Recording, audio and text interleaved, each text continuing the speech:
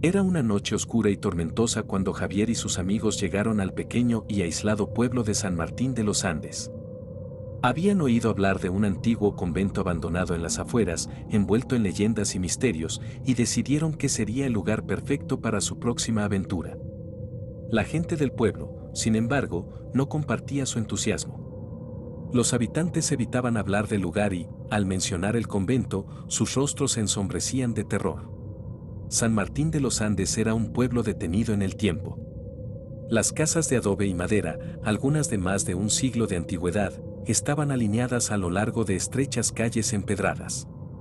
La plaza central, con su iglesia y su fuente de piedra, era el corazón de la comunidad, pero incluso allí, la presencia del convento se sentía como una sombra ominosa. El convento de Santa Clara había sido fundado en el siglo XVIII por una orden religiosa que buscaba la soledad y la contemplación. Durante décadas, el convento prosperó, pero algo oscuro sucedió a finales del siglo XIX. Las monjas desaparecieron misteriosamente y el lugar fue abandonado. Desde entonces, la gente del pueblo evitaba acercarse, hablando en susurros de apariciones y sucesos inexplicables. Javier, Elena, Carlos y Marta eran amigos desde la universidad. Compartían una pasión por lo sobrenatural y habían recorrido varios lugares embrujados en busca de experiencias paranormales. Al llegar al pueblo, se alojaron en una pequeña posada regentada por una anciana llamada Doña Rosario, quien, al enterarse de sus intenciones, trató de disuadirlos. No saben en lo que se están metiendo, les advirtió con una voz temblorosa. El convento es un lugar maldito. Nadie que haya ido allí ha regresado sin arrepentirse. Pero sus advertencias no hicieron más que aumentar la curiosidad de los jóvenes. Decididos, se prepararon para visitar el convento al día siguiente. La mañana amaneció fría y neblinosa. Armados con linternas, cámaras y un par de libros sobre rituales de protección, los amigos emprendieron el camino hacia el convento. El sendero era angosto y serpenteaba a través de un bosque denso y sombrío. A medida que se adentraban, la sensación de inquietud aumentaba. Los árboles parecían cerrarles el paso y los sonidos del bosque se apagaban, como si la naturaleza misma temiera lo que estaba por delante. Después de una caminata que les pareció eterna, el convento apareció ante ellos. La estructura, aunque en ruinas, todavía conservaba una imponencia que les heló la sangre. Las paredes de piedra estaban cubiertas de musgo y enredaderas, y las ventanas, oscuras y vacías, parecían ojos vigilantes. Una cruz rota y oxidada coronaba lo que quedaba del tejado. Entraron por la puerta principal, que colgaba de un solo gozne y se quejaba con un chirrido inquietante. El interior estaba cubierto de polvo y telarañas, y un olor a humedad y descomposición llenaba el aire. Sus pasos resonaban en el vasto y vacío espacio, rompiendo el silencio sepulcral. La primera habitación que exploraron parecía haber sido una capilla. El altar estaba cubierto de escombros y una gran pintura de la Virgen María, descolorida y dañada, presidía el lugar. Mientras Javier examinaba el altar, encontró un viejo diario escondido detrás de una piedra suelta. Al abrirlo, descubrió que pertenecía a la Madre Superiora del convento, Sor Inés. Las páginas estaban llenas de anotaciones desesperadas sobre extrañas desapariciones y visiones perturbadoras. Sor Inés describía cómo las monjas empezaron a comportarse de manera extraña, hablando en lenguas desconocidas y realizando rituales prohibidos. La última entrada era especialmente inquietante: el mal ha tomado el convento. No hay escape. Que Dios nos perdone. Mientras Javier leía en voz alta, un viento helado atravesó la capilla, apagando las linternas por un momento. Elena, que estaba filmando con su cámara, captó un susurro inaudible para el oído humano, pero claramente registrado en la grabación. Al reproducirlo, escucharon una voz débil que decía: «Váyanse, antes de que sea tarde». Decididos a desentrañar el misterio, se adentraron más en el convento. Las celdas de las monjas, el refectorio y la biblioteca mostraban signos de un abandono apresurado, como si hubieran huido de algo terriblemente malo. En una de las celdas, encontraron símbolos extraños grabados en las paredes, similares a los descritos en antiguos libros de demonología. Elena, que tenía conocimientos en simbología, reconoció algunos de los signos como invocaciones para mantener a raya a entidades malignas. Su corazón latía con fuerza al darse cuenta de que las monjas habían estado luchando contra algo más allá de su comprensión. Finalmente, llegaron a la cripta del convento, un lugar que se sentía más oscuro y opresivo que el resto del edificio. La puerta de la cripta estaba cerrada con un candado antiguo y pesado. Marta, la más pragmática del grupo, sugirió regresar, pero la curiosidad y la determinación del grupo prevalecieron. Con esfuerzo, lograron romper el candado y abrieron la puerta. Un hedor a podredumbre los golpeó de inmediato, casi haciéndolos retroceder. La cripta era pequeña y estaba llena de sarcófagos de piedra. En el centro, una tumba destacaba por su tamaño y la inscripción en latín: "Aquí yace la Madre Superiora Inés, que luchó contra la oscuridad". Al acercarse, notaron que la tumba había sido sellada con cadenas y amuletos religiosos. Carlos, intrigado, sugirió abrirla, creyendo que allí podrían encontrar respuestas. Con gran esfuerzo, removieron las cadenas y levantaron la pesada tapa de la tumba. Dentro, encontraron el esqueleto de Sor Inés, sus manos aún aferradas a un crucifijo. Sin embargo, algo más llamó su atención: un pergamino enrollado y atado con un lazo rojo descansaba sobre su pecho. Javier lo tomó con cuidado y lo desenrolló, revelando una carta escrita con la misma letra temblorosa del diario. "Si alguien encuentra esto", comenzaba la carta, "significa que el mal aún perdura. Lo que sucedió aquí fue obra de una entidad antigua y maligna que se apoderó de nuestras almas.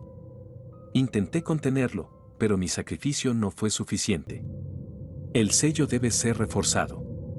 Si fallan, el mal se liberará de nuevo y no habrá forma de detenerlo". Justo en ese momento, un fuerte golpe resonó en la puerta de la cripta, como si algo o alguien intentara entrar. Los amigos se miraron con pánico, sabiendo que habían despertado algo que debía haber permanecido sellado. Con el corazón acelerado y la mente llena de miedo, comprendieron que estaban en peligro. La puerta de la cripta se abrió de golpe y una figura oscura y amorfa comenzó a infiltrarse en la habitación. Javier, sosteniendo el pergamino y el crucifijo de Sor Inés, se preparó para enfrentar lo que viniera, sabiendo que el verdadero horror apenas estaba comenzando. La figura oscura que se deslizó por la puerta de la cripta parecía desprovista de forma definida, una masa de sombras que se movía como un líquido en el aire. Una presencia abrumadora llenó la cripta y los amigos sintieron como el aire se volvía pesado, casi imposible de respirar. Javier, con el pergamino y el crucifijo en mano, dio un paso adelante, tratando de recordar los fragmentos de latín que había leído en los libros de la biblioteca. "Per sanctam crucem, libéranos a malo", murmuró, su voz temblando. La entidad se detuvo momentáneamente, como si las palabras la hubieran alcanzado. Pero en lugar de retroceder, pareció enfurecerse. Un rugido gutural resonó en la cripta, reverberando en las paredes de piedra. Elena, Carlos y Marta retrocedieron, aterrorizados, mientras Javier se mantenía firme, buscando desesperadamente alguna señal de que sus palabras tuvieran algún efecto. "Rápido, necesitamos más luz", gritó Elena, tratando de encender las linternas que habían llevado consigo. Pero, misteriosamente, ninguna de ellas funcionaba. La oscuridad parecía haberse adueñado de todo, sofocando incluso el más mínimo atisbo de luz. Desesperados, los amigos comenzaron a recitar juntos cualquier oración que recordaban, combinando frases en latín y español, esperando que algo de lo que decían tuviera algún efecto. Sin embargo, la entidad continuó avanzando, lenta pero inexorablemente. De repente, Marta recordó las inscripciones en las paredes de la celda que habían visto antes. "Los símbolos. Tenemos que dibujar los símbolos que vimos en la celda", gritó. Con manos temblorosas, sacaron de sus mochilas tiza y comenzaron a dibujar los símbolos protectores en el suelo de la cripta. Cada trazo parecía absorber una pequeña parte de la oscuridad circundante, debilitando momentáneamente a la entidad. Sin embargo, la tarea era lenta y la sombra avanzaba rápidamente. Justo cuando parecía que todo estaba perdido, un rayo de luz tenue y dorada atravesó la cripta. Doña Rosario, la anciana de la posada, apareció en la entrada, sosteniendo un viejo candelabro con velas encendidas. Sus ojos, llenos de determinación, se fijaron en la entidad oscura. Sabía que necesitarían ayuda, dijo con voz firme. He estado protegiendo este lugar toda mi vida. Mi abuela era una de las pocas sobrevivientes del convento. Con sorprendente agilidad para su edad, doña Rosario se movió hacia el centro de la cripta, colocando el candelabro en el suelo y comenzando a recitar una antigua oración en latín, una que resonaba con un poder ancestral. La luz de las velas se intensificó, iluminando cada rincón de la cripta y forzando a la entidad oscura a retroceder. Mientras la anciana recitaba, los amigos continuaron dibujando los símbolos, completando un círculo protector alrededor del grupo. La entidad, ahora acorralada, comenzó a retorcerse y a emitir chillidos agudos que reverberaban dolorosamente en los oídos de todos. Finalmente, con un último esfuerzo, doña Rosario lanzó una pizca de sal consagrada al centro del círculo. La entidad emitió un grito final y ensordecedor antes de desvanecerse en un torbellino de sombras, dejando tras de sí un silencio profundo y una paz inquietante. Los amigos cayeron al suelo, exhaustos y temblorosos, mientras doña Rosario se inclinaba sobre la tumba de Sor Inés, murmurando una oración en agradecimiento. La anciana se volvió hacia ellos, su rostro suavizado por una expresión de alivio y cansancio. El mal ha sido contenido una vez más, dijo con voz suave. Pero esta no es una victoria permanente. Siempre habrá quienes intenten liberar esta oscuridad, ya sea por curiosidad o por ignorancia. Deben proteger el conocimiento que han adquirido y asegurarse de que nadie más desate esta maldición. Con esas palabras, los amigos ayudaron a doña Rosario a levantarse y se dirigieron fuera de la cripta hacia la luz del día que comenzaba a despuntar. El amanecer teñía el cielo de colores cálidos, una señal de esperanza después de la larga y terrorífica noche. Sin embargo, mientras salían del convento y se encaminaban de regreso al pueblo, una inquietante sensación persistía en el aire. A medida que se acercaban a San Martín de los Andes, notaron que algunas casas estaban cerradas con tablones y que las calles estaban desiertas. Al llegar a la posada, doña Rosario los invitó a entrar, ofreciéndoles refugio y comida. Mientras cenaban, Javier no pudo evitar preguntar, doña Rosario, ¿cómo supo que estábamos en peligro? La anciana sonrió tristemente. He sentido la presencia de la oscuridad toda mi vida. Sabía que tarde o temprano, alguien como ustedes intentaría desentrañar los secretos del convento. Y he estado preparada para este momento. El grupo pasó la noche en la posada, intentando descansar pero siendo acosados por pesadillas. Al día siguiente, doña Rosario les entregó un paquete envuelto en tela antigua. Dentro, encontraron el grimorio de Sor Inés, junto con algunos amuletos y símbolos de protección. Debo confiar en ustedes para mantener este conocimiento a salvo, dijo doña Rosario con gravedad. Pero recuerden, el mal nunca duerme. Si alguna vez sienten que la oscuridad regresa, deben estar preparados para enfrentarlo.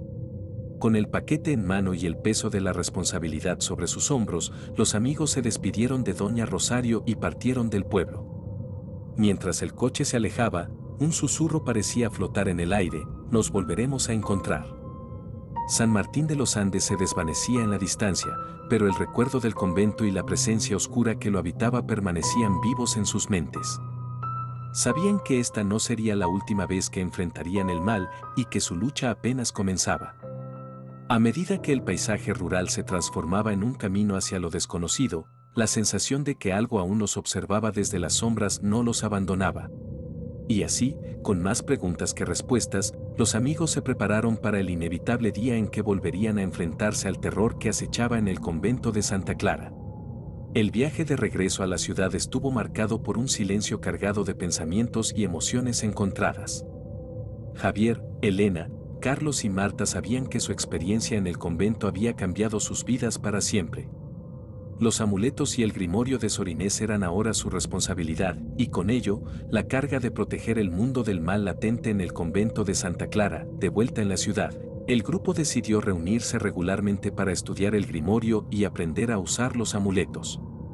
Se convirtieron en estudiosos del ocultismo y las antiguas prácticas religiosas, buscando entender mejor la entidad que habían enfrentado y cómo podrían evitar su resurgimiento. Meses pasaron, y aunque la vida siguió su curso, el recuerdo del convento nunca los abandonó. Una noche, mientras estudiaban juntos en el pequeño apartamento de Javier, recibieron una visita inesperada. Doña Rosario había viajado desde San Martín de los Andes para verlos. Sus ojos reflejaban urgencia y preocupación. El mal se está despertando nuevamente, dijo sin preámbulos. He sentido una perturbación en las barreras que lo contienen. Javier, Elena, Carlos y Marta intercambiaron miradas de alarma. Sabían que no podían ignorar la advertencia de Doña Rosario. Juntos, hicieron planes para regresar al convento, esta vez mejor preparados y con una determinación renovada. Una semana después, el grupo se encontró de nuevo en San Martín de los Andes. El pueblo parecía aún más desolado que la última vez. Las miradas de los habitantes eran sombrías y un aire de desesperación lo impregnaba todo. Se dirigieron directamente al convento, armados con los amuletos, el grimorio y nuevos conocimientos sobre rituales de protección y exorcismo. El sendero hacia el convento estaba cubierto de niebla, y una sensación de peligro inminente flotaba en el aire. Al llegar, encontraron la puerta principal abierta de par en par, como si esperara su llegada. Avanzaron con cautela, conscientes de que algo los observaba desde las sombras. Decidieron dirigirse primero a la capilla, el lugar donde habían encontrado el diario de Sor Inés. Al entrar, se encontraron con una visión aterradora. Las estatuas de los santos estaban cubiertas de una sustancia negra y viscosa, y el aire estaba lleno de susurros malignos. En el centro de la capilla, un círculo de velas negras ardía con llamas de un azul antinatural. Doña Rosario tomó la iniciativa.